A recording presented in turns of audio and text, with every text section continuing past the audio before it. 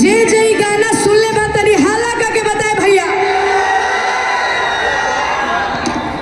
लोग बोलेला बिहारी में एकता ना होला। जब जा कहीं से भी लोग आवेले बिहारी लोग अपन माने ले जा। हो कश्मीर के फ्रूट लागेलो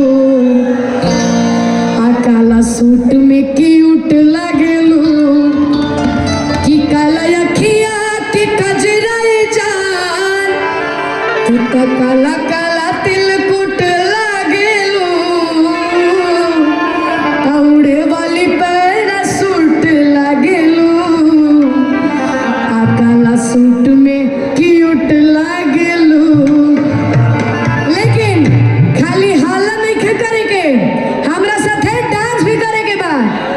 सबके हमरा साथे डांस करी नु भैया तो झूम के।